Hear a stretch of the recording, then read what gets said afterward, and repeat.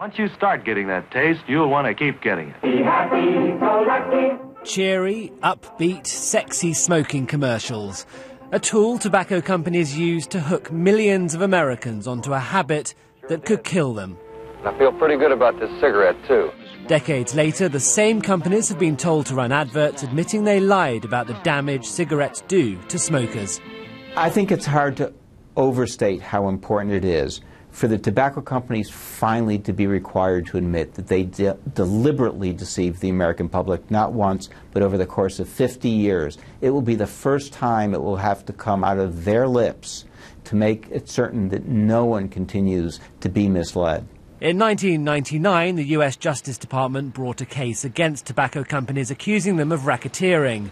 In 2006, a judge ruled against the tobacco firms and ordered them to pay for a campaign of so-called corrective statements.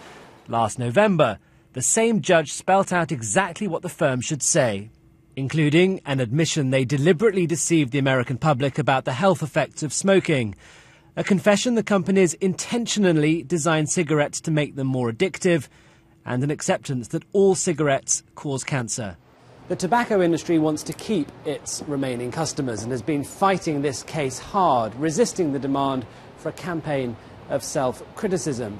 None of the big firms wanted to talk to me on the record, saying that this is still a live legal case, but they strongly dispute the charge of racketeering and fraud and are disputing too the wording of the statements. Campaigners believe these public confessionals by tobacco companies will be a big step in the effort to stop young people taking up smoking. But what about those who already do? I think it's a good idea that they're doing it, but I don't think anybody's been lied to. We all know that it's bad for us, so.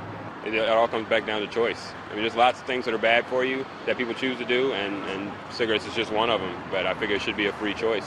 Talks with government lawyers were meant to conclude by the beginning of March, but they drag on as the tobacco companies dig in. Ben Wright, BBC News, Washington.